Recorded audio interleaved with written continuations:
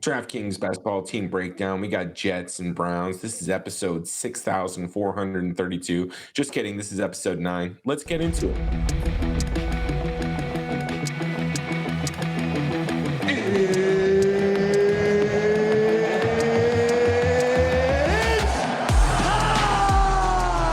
What is up, guys? Welcome to the SDFS. My name is Tyson Smith, joined by Ellie Hernandez.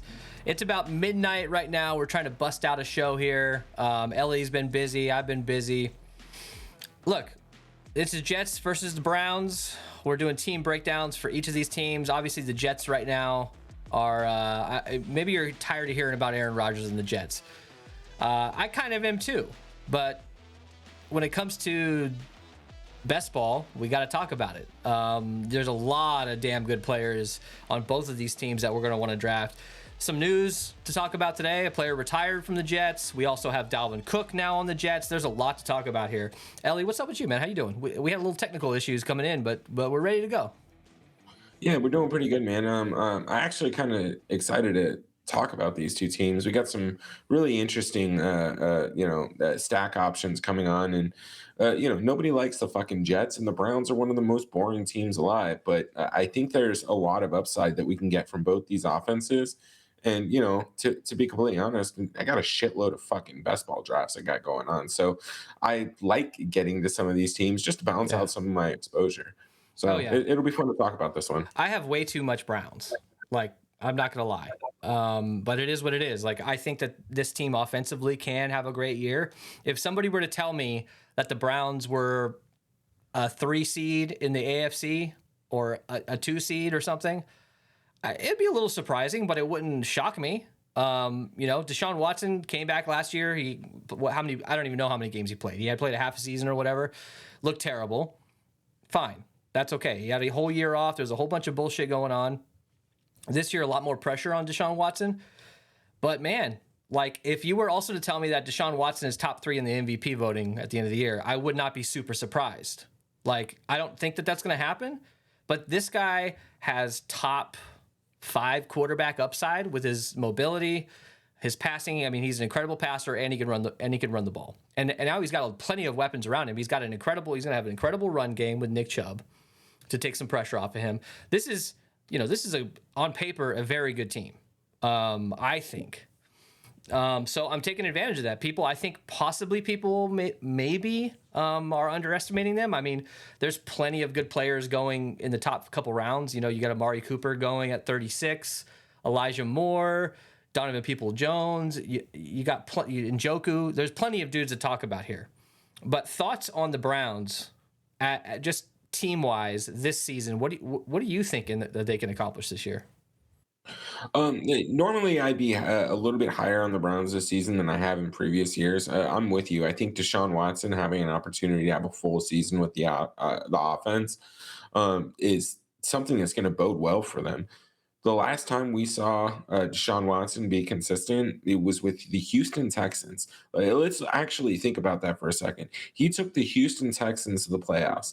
They had a couple superstars on the team. You got DeAndre Hopkins. You had J.J. Watt at the time. Like, 3 people does not a playoff make in the NFL, right? So, Deshaun Watson was successful, similar to Lamar in Baltimore, despite your offensive coordinator. Lamar was doing well despite fucking Greg Roman. And we saw this. Deshaun Watson was successful despite Bill O'Brien. Like, I thought Bill O'Brien was intentionally trying to lose some of those games in the playoffs, and Deshaun Watson was out there single-handedly winning. So you give him real weapons. He had DeAndre Hopkins, but that's about it, right? Yeah. So you give him Nick Chubb, you give him Amari Cooper, DPJ, Eli Moore. And Njoku, I really like what we can get from Deshaun Watson, and he's like, this might be blasphemy, but like Jalen Hurts, we saw what he can do. He had one of the greatest quarterback seasons of all time. Deshaun Watson and Jalen Hurts are not all that different, and I think Deshaun Watson's actually a better pure passer. So I just, I don't want to get too crazy, but I really think there's a lot of upside in this Browns offense. I do. Look, I'm not trying to overstate that I absolutely love this team, but getting Browns and Jets together is very fun and very easy. It's quite easy to do. Both of these quarterbacks are going in the later rounds. You could set up your stacks really early on. You can get You can get Garrett Wilson and Amari Cooper. You can get Nick Chubb and Brees Hall or what. There's so many different options in the first couple rounds of these drafts. And by the way, if you're joining us and you don't know why we're talking about these two teams, well, this is the Week 17 matchup for best ball. Week 17 matters a lot. That's why we're treating it like a DFS tournament and stacking the shit out of these teams. Let's talk about the injuries here. So there's quite a bit to talk about here. We're recording this. What's today? Like the August 23rd. 23rd. It'll be the 24th by the time people are watching. The 24th, which, by the way, 14 days, exactly 2 weeks until we have that first Thursday night football game. So as of right now, we've got some interesting stuff going on. So let's start with Cleveland. Jerome Ford, he's got a hamstring injury. It looks like he's probably going to be ready for week 1. I don't know. Question mark there. He might not. You got a guy like Jordan Wilkins coming in as who was signed recently, coming in as that third running back. Maybe Jordan Wilkins, for DFS purposes, maybe gets some run. I'm not interested in drafting him here, but something to talk about. Elijah Moore has a rib injury, like a cartilage injury. Seems like it's mild. He's going to be fine. Harrison Bryant, unknown injury.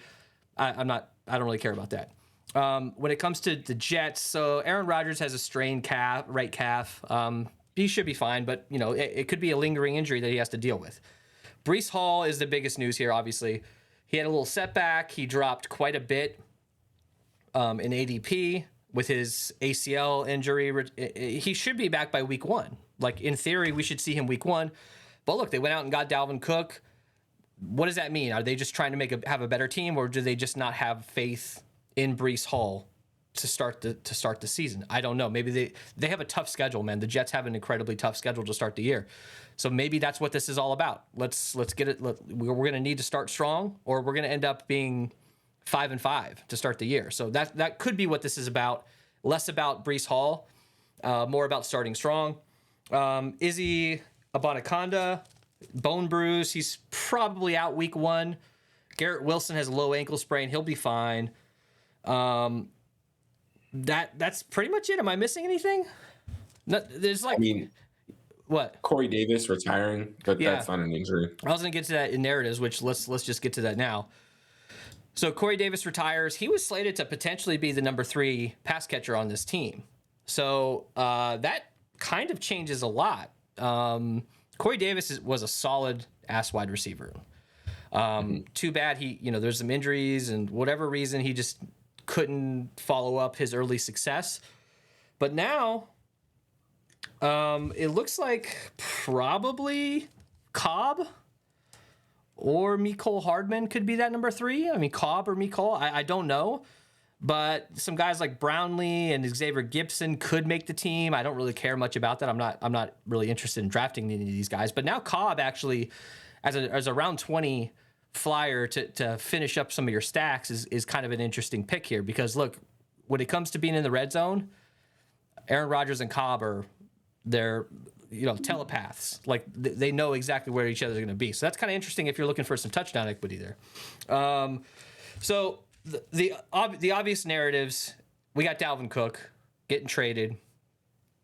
We basically waited to do this show and the Miami show until we figured out where Dalvin Cook went. We got Ezekiel Elliott signing. Now there's Jonathan Taylor news, potentially talking with Miami. When it comes to this team, though, Dalvin Cook coming over. What do we do with Dalvin Cook, man? He's going in like the 80s. I don't see him. Oh shit, I don't see him on this. Did we change him? I don't think we did. Let me. Or did I? No. Anyways, it doesn't matter. I'll fix it. Dalvin Cook. I don't know, man. I don't know what to do with these guys. Like, if Dalvin Cook is there, I'm taking him in stacks. But I don't know what to expect. Like, can we expect him to be a important piece of this offense come week 17? So no, I don't think we're going to expect him to be an important piece of the offense in week 17. So I think it was Adam Levitan who kind of brought up this scenario, but Aaron Rodgers pretty infamously took a pay cut here, right? So he freed up a lot of cap space this season. And I think it may be more of, hey, I took this big ass pay cut. You need to go out and get one of these guys. And I think that's really one of the reasons why they brought in Dalvin Cook, was to kind of help offset some of the work that Brees Hall would have been required to carry early on in the season. Brees is the guy. And to be quite frank, like all Dalvin Cook does is he becomes, first of all, if you're getting him in ADP plus 100, like fuck yeah, right? He's going to be your RB3. And having Dalvin Cook as an RB3 is something that I'm fine with. I don't give a shit who the RB1 on that team is, Yeah. right? He could be the third string running back on your team, on an actual NFL team, and I'd still be fine having him as my third running back. So he's great as long as you're not requiring him to start. But like this is just driven up Brees Hall's value, in my opinion, because now he's in that Alvin Kamara range, right? He got slept on because everyone's like, oh well, what kind of suspension is he going to get? Brees Hall, Alvin Kamara, they missed the first 3 to 4 games. That's fine, right? My teams are built so that I can carry, some injuries, some missed weeks of points, to get me through into the playoffs. And if he shows up in weeks 15, 16, and 17, then I'm fucking golden, Yeah. right? And early on, if you've been watching these shows, I haven't been as high as Brees Hall in like the second round, where others have been second and third round. They like him there, but he's been dropping the fourth and fifth round. I've been snatching up as much as I possibly Oh can yeah. in those areas. So, Yeah. and we'll get to that. I know we're supposed to be talking about narratives here, but this is really the one that we need to worry about outside of the Corey Davis retirement, right? Who's going to be that third receiver or even second receiver? I know we all kind of expected Alan Lazard to be that guy.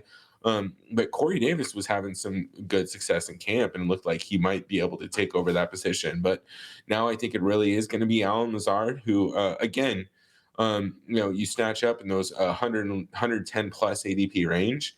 Now I keep an eye on him. He's probably going to fall in double digits, right? But to your point, there's going to be guys in the back end that we can capture, but especially Mecole Hardman. What is he, the 190 plus? So like there's just a lot of flexibility that you get in this offense. And I'm not saying they're going to go out and be the offense of the year, but Aaron Rodgers, he's notorious for throwing for 4,500 yards and 30 touchdowns so you gotta have some exposure to this offense, Yeah. especially now that they've eliminated somebody who's going to be a potential target share.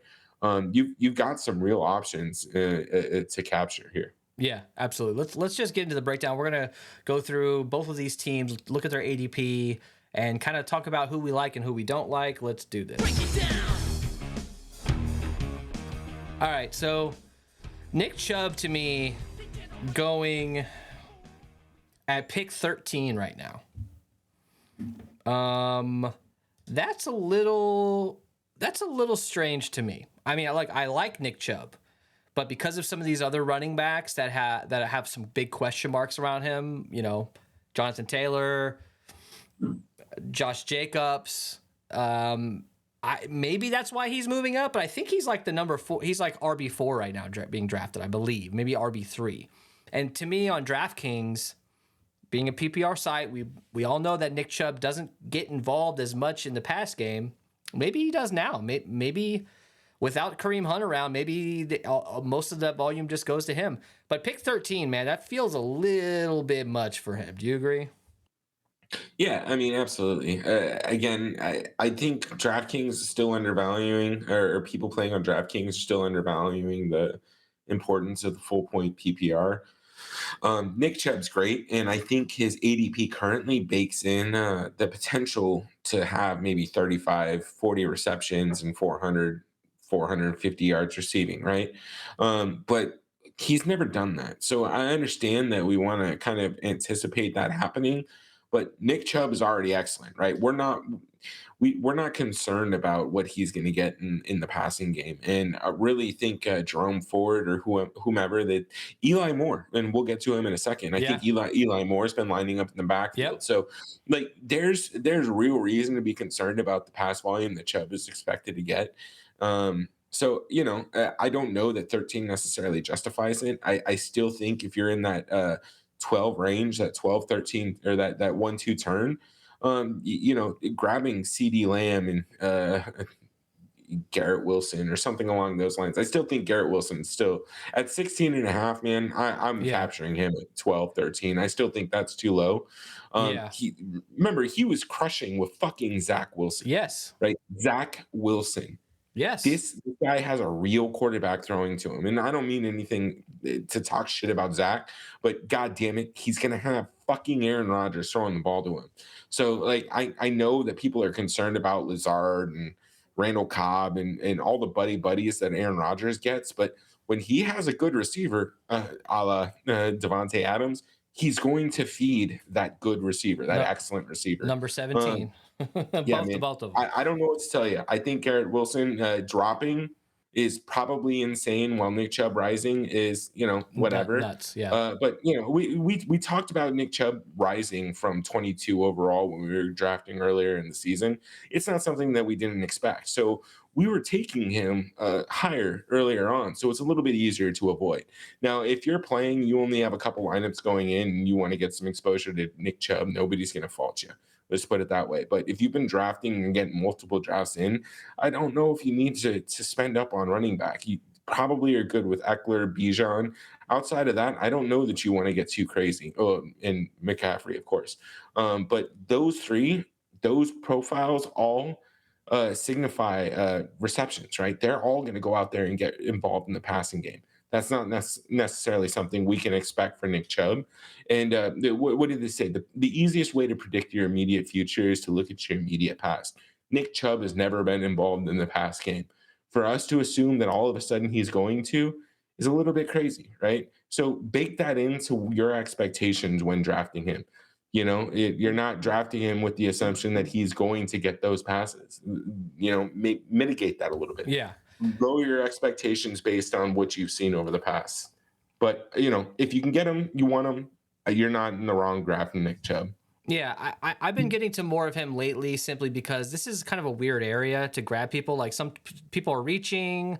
Sometimes he's the top guy at ADP here. Sometimes I'm like, you know what? Let me get a stud running back here, and then I'll ignore. I'll go hero running back here, and I'll ignore running back for a few rounds until I get to a little bit later. But I don't have a huge problem with Nick Chubb. I'm trying to get exposure to him. I don't have like a hard fade on him. But I think this is just too much being pick 13. Garrett Wilson, I mean, if you force me to reach in round 2, I'd rather get Garrett Wilson over Nick Chubb. That's just my thought. I don't have a problem with Nick Chubb. He's going to have a huge year. If he's not getting receptions and he's not getting that extra work out of the backfield, it's just hard to justify him going in at the beginning of the second round.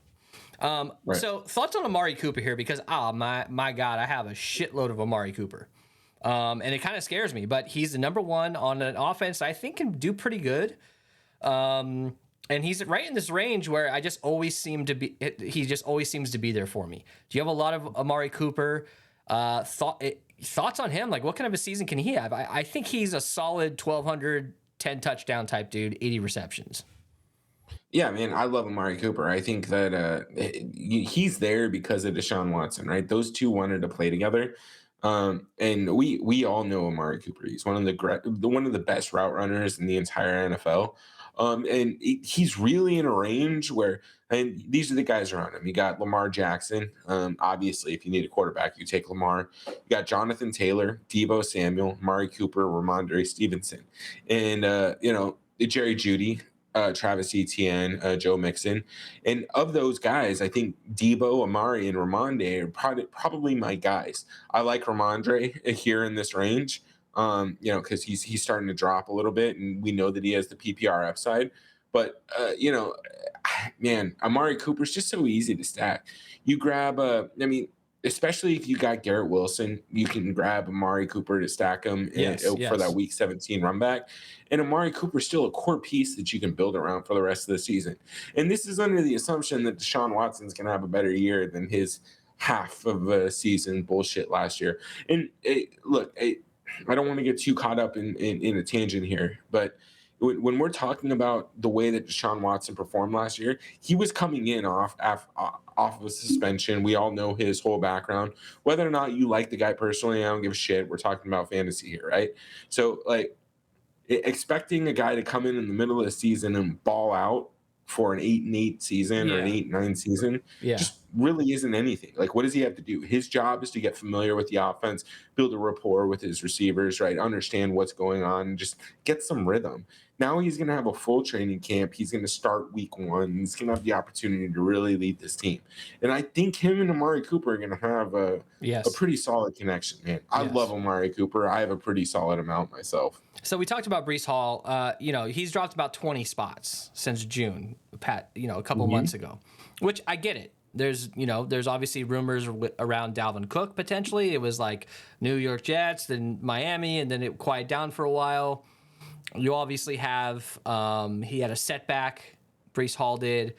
But going at pick 50, if he's really the dude, and Dalvin Cook is just a third down guy, and maybe like a week 1, week 2, and maybe Dalvin starts a couple games this year because Brees Hall misses. If he's really, I mean, at pick 50, dude, this guy could be a top 5 overall fantasy running back. I think it's worth the risk. I know he's coming off of an ACL, but he's a young dude, offensive player of the year type guy. I mean, at the point where he got injured, he was that guy. So pick 50 to me, man, I'm trying to get as much of him as I can, and sometimes he falls quite a bit, and you can get him if you're in a weird spot where that pick 50, I don't really want to reach for him, but there's sometimes he falls into even in the 60 range, and I'm all about that, right? Yeah, man, I love where he's fallen. I mean, I still like Brees Hall ahead of Travis Etienne, Joe Mixon, Najee, Aaron Jones, and those are really the guys that you're competing with against, right? He's dropping pretty far, and I think the one thing that I've struggled with in my drafts is I'll get to him. I'll be well, let's see how far he's going to drop, Yeah, and then yeah. he ends up getting snagged. But I think fifth round is kind of where he's getting stuck at, right? So I think that's a reasonable place to take him. I never liked him in the second or third round, and that might sound crazy, but I don't get me wrong, man. I love these guys that aren't going to play the first couple of weeks, and people are just like, oh fuck it, I'm not drafting them anymore Yeah, yeah. because like what you're if you draft correctly, you're going to get enough raw points to be able to get yourself to the playoffs, right? Don't like if you're drafting people that are going to play fucking football every goddamn Sunday, you're going to get to the playoffs unless, there's something crazy happens. Brees Hall in the fifth round is fucking perfect. Grab him. He's your RB1, RB2. It doesn't matter. You're going to have enough depth behind him to be able to fill in those seasons. I mean, if you're crazy, you can still handcuff him and Dalvin Cook. Now, personally, I don't recommend that just because Dalvin Cook's ADP is starting to rise again. Now, if I was able to snag him at 120 plus in one of my slow drafts, so there's some advantage in getting him there. But Yeah. look, man, I love Brees Hall. I think Brees Hall at this ADP is exactly where I want him to be. He's almost like a fucking playoff sleeper at this point. So we've talked about Dalvin Cook and Deshaun Watson a bit. I love Deshaun at that. I mean, okay, I maybe not love him, but I've been getting to a lot of him simply because I'm getting to a lot of Garrett Wilson. I'm getting to a lot of Amari Cooper and Brees Hall, and I'm looking for a quarterback in that range sometimes. So he's usually there. Sometimes people reach for him, but guys like Elijah Moore really interest me. He's up about 5 ADP over the past few months. He's been involved in the backfield, like you were saying. To me, Elijah Moore is another perfect person to pair with Deshaun Watson or have as a run back to your Aaron Rodgers stacks.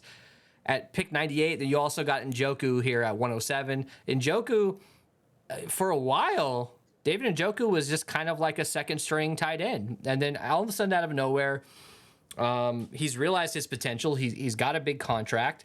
And I like him I love him in this range.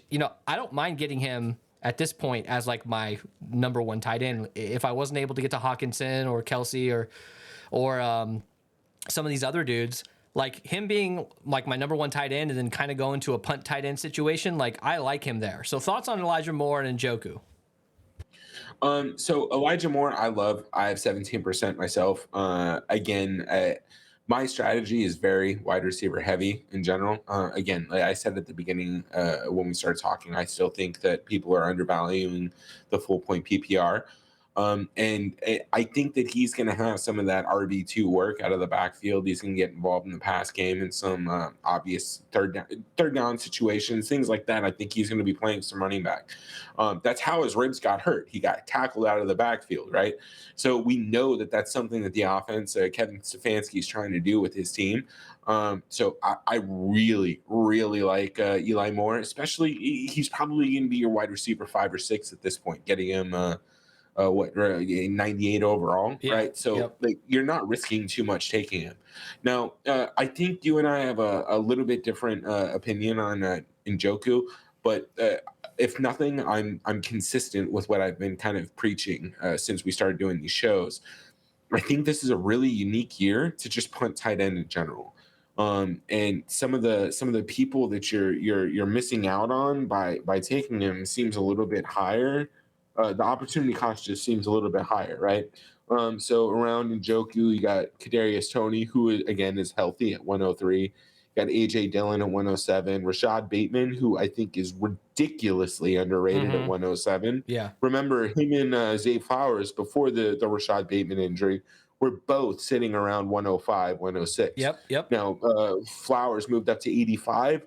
Bateman hasn't moved. So Yep. again, I think the opportunity cost is still a little bit high reaching for Njoku. But look, I have some exposure, right? If I have Garrett Wilson and I ended up with Deshaun Watson and David Njoku, like I'm not upset about that. You can grab a DPJ or even Jerome Ford. I really don't think that stacking quarterback and running back alone as your stack is all that bad. It might seem negatively correlated for normal DFS, but over the course of a season, it might actually work out. And I Yeah. think we have some data to back that Especially in up. the You can check playoffs. out Tom's. Yeah, you can check out Tom Strachan. Tom, I apologize for butchering your name, but he did a full breakdown on kind of the winning teams, and you can see some of the data supporting the running back quarterback stack. Yeah. So look, I think it's valuable. I think it's something you can do. But look, in Joku, there is some opportunity cost involved. But if we think Deshaun Watson is the quarterback that he has been, then he Njoku is the best tight end that Deshaun Watson has had. So it's Yeah. worth considering. And he's an athletic dude. He's one of these Yes. freak type dudes that could absolutely, at the end of the year, like, holy shit, this dude's a Pro Bowler, So Aaron Rodgers going around pick 111, he stayed there pretty much the whole season. I mean, Mhm. I love getting to a lot of Aaron Rodgers, man, because his upside, yeah, he could have a bad year. It's a tough schedule. There's a lot of pressure on him, a lot of eyeballs, but he's going in the 10th round. So to me, getting Aaron Rodgers as even your first quarterback is completely fine. Usually I end up with Aaron Rodgers because Deshaun Watson gets sniped or I'm in some weird spot where I've already set up this stack and, Deshaun Watson gets picked like at pick 85 or something. I can't get to him. Not that I like Deshaun Watson so much more than I would Aaron Rodgers, but I do get to plenty of Aaron Rodgers. I think he's like a top 5 quarterback for me as far as my exposure to him. But Alan Lazard as well, 117. These guys used to be closer together. Alan Lazard has dropped for whatever reason. Why do you think Alan Lazard has dropped? Is it the Garrett that? I mean, Garrett Wilson, we know he's going to be healthy going into the year. I don't understand why Lazard has dropped. Well, I think it really comes down to just not knowing who that second wide receiver was going to be. I think Corey Davis actually had some real steam going into camp. His retirement, I really expect Alan Lazard to probably move up to double digits by the time the season starts. But look, Allen is Randall Cobb 2.0, I think. A lot of people, I think, are willing to steal Randall Cobb in some of these in round 20 because he's free. But I think Alan Lazard is one of these guys you can take as a one-off. Even if you don't have any exposure to any of this game, I think Alan Lazard is a great one-off as a wide receiver 5 or 6. He's going to have opportunities. He's running opposite of Garrett Wilson, right? That's going to free him up. So I do think that he's a great option at 117, and just kind of the way this is built out. by the time you get down here, if you have Garrett Wilson and you want to draft Aaron Rodgers, you might still be able to get Allen Lazard too. So I think it's a solid stack. And just to be completely transparent, the way that this team is built out, the Jets specifically, they're their offense is spaced out all over the place. We're going to see some movement after the Corey Davis news, but you can take out if you have Nick Chubb and you draft Aaron Rodgers, you cannot think about taking another Jets receiver until what, round 200. Nicole Hardman being your wide receiver, 7, but still being your primary Aaron Rodgers stack is honestly fine to me. Yeah. Grab Tyler Conklin too. Like you Yeah. can fucking do that shit and be fine. Yeah. Like the Jets are one of the teams that I like to target just because there's so much flexibility in where all their players are going. To me, Allen Lazard is very underrated. I think Allen Lazard could be a number one wide receiver on many teams in this league. And the fact that Aaron Rodgers has his boy with him, a guy who he was tearing it up with for the most part last year. I know there's some downsides to Lazard, but he's a big dude. He can catch the ball deep. He's a perfect pass catcher for Aaron Rodgers, and they know each other. So to me, it's going to ease into Aaron Rodgers having a dude like Lazard there, and I think by default, Lazard is a better pass catcher because Aaron Rodgers and him are together. Pick 117, he's always available. Like he's going in that 10-11 range. He's one of these guys that will drop, and I don't know why. Yeah. Like maybe I'm scared because I'm too high on him, but I'm always grabbing him there. Usually because I'm trying to get that 5 wide receivers by 10, or I'm trying to complete this stack with whether it's a run back for Deshaun or an additional pass catcher for Aaron Rodgers. I just think he's going way too low. That's just my thought on it. And I'm way over the field. I will be way over. I guess there's no field, but you know what I'm trying to say. Like I'm like overexposed to Allen Lazard, and I'm not too worried about that. Donovan Peoples-Jones, 163. And I think he's a dynamic pass catcher as well. This is a dude that could end up like number 2 on the team in receptions. It's probably not going to happen, but he's been with this team for a while. What, 3 years now? 2 years. He's shown he can make some big plays. He hasn't been very consistent. Jerome Ford. This is interesting to me because Jerome Ford is clearly the number 2, but what is the role of the number 2 on this team? It's probably this similar to what we've seen with Kareem Hunt. But, dude, I just don't know. Like, am I missing something? Is Nick Chubb just going to get 80% of the touches? Or, Jerome Ford going around pick 200 is fine. I mean, he's dropped about 15 spots at this point. Why is that? I feel like he's always available in this range, and I'm tending to get to him too much. I'm a little uncomfortable with how much I have of him. Yeah, man, I have a decent amount of Jerome Ford. I'm at 11% myself. I love him in this range, and the reason why he's slipping is I think he had a minor injury during one of the preseason games or something along those lines, and that's really going to be the main reason for his drop. But I think the reason, if we have any to be concerned about a guy at a 193 overall fucking pick or ADP, is I don't know that he's going to absorb all of Kareem Hunt's past game usage. I think we can expect some to go to Nick Chubb, some to go to Jerome Ford, and then just like we were talking about with Eli Moore a little bit earlier, I think some's going to go to Eli Moore, right? Think about poor man's Deebo Samuel, right? Amari Cooper is the number 1 wide receiver. DPJ is the true number 2.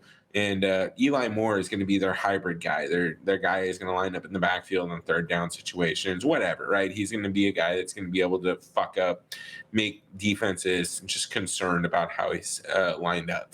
So, but I think that's all baked into an ADP of 183. If you were drafting him at 160 or 165, then you might need to be a little bit concerned about that. But at this point, like, what the fuck else are you taking?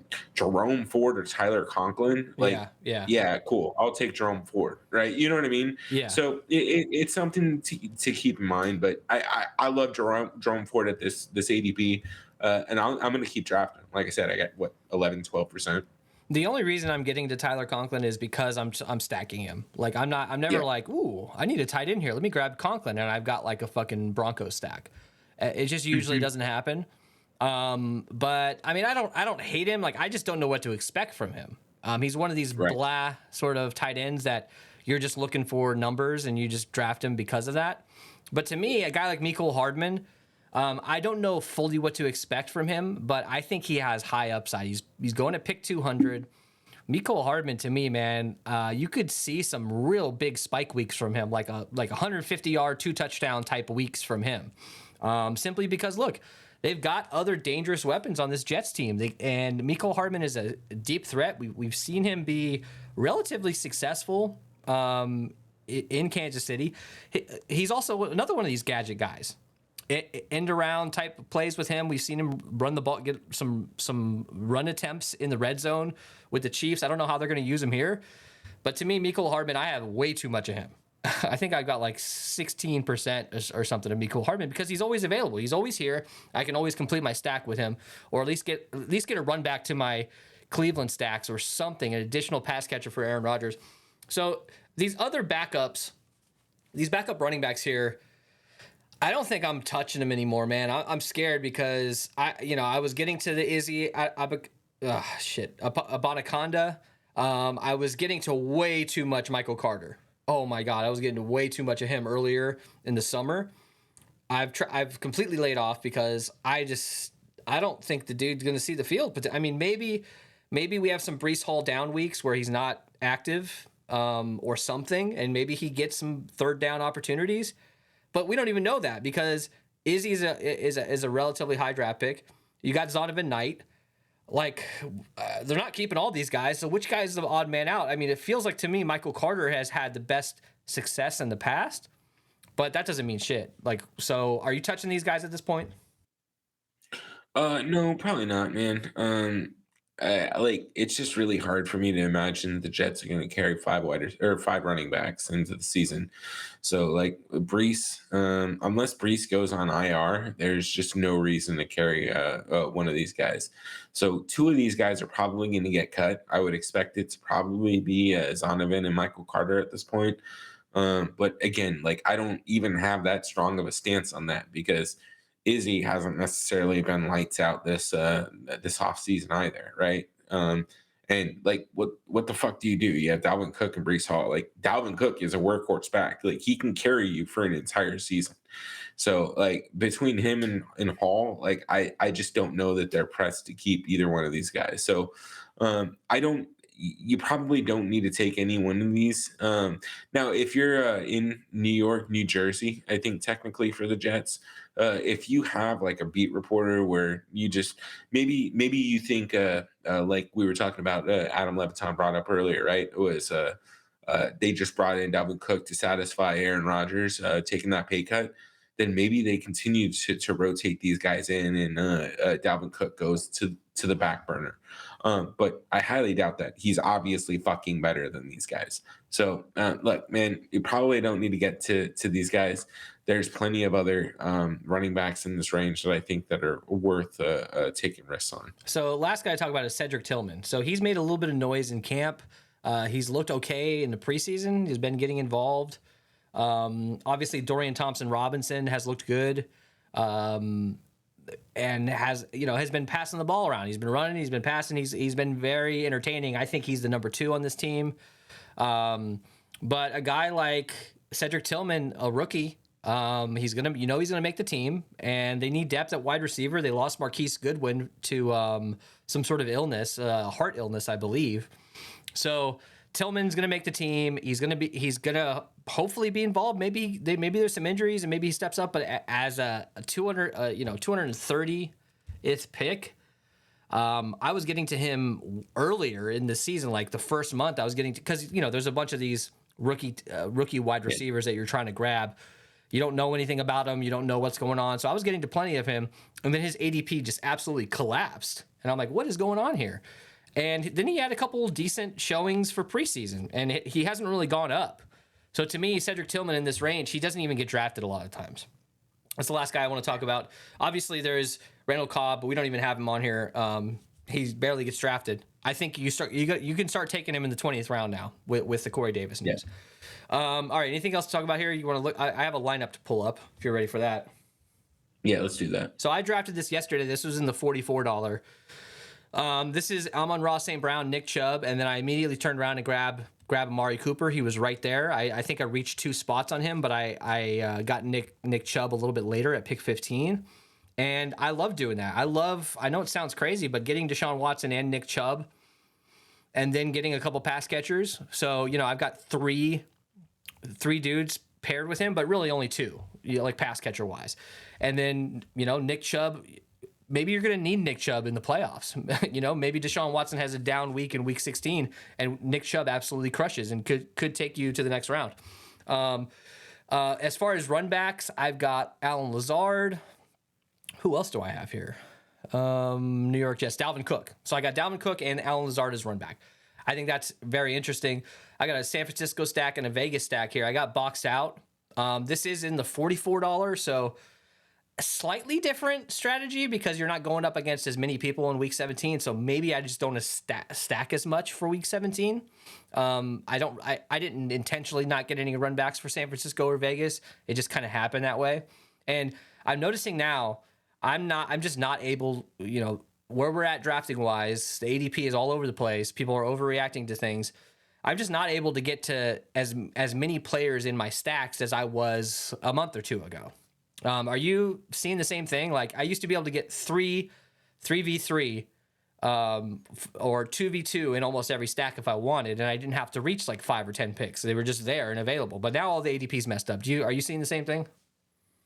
Yeah, man, some of these recent drafts have been a little bit crazy. That's one of the things that I enjoy about DraftKings, but it's also kind of a a drawback. Like at least on drafters and underdog, everything's a little bit more consistent. On DraftKings, it really feels like as we get closer to the season, you have people just hopping in like, fuck this, I'm not doing my home league this year. I'm just going to draft like I'm playing my home league.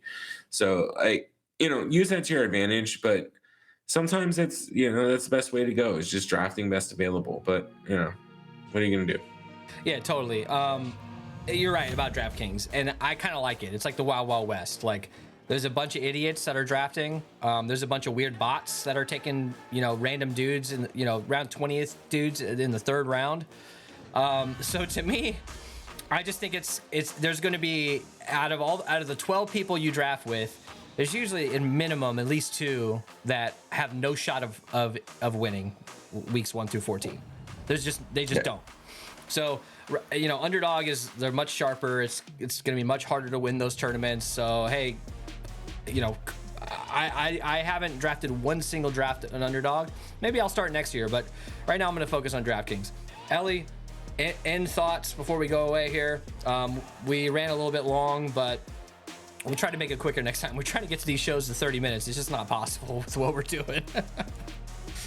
Yeah, we get a little caught up.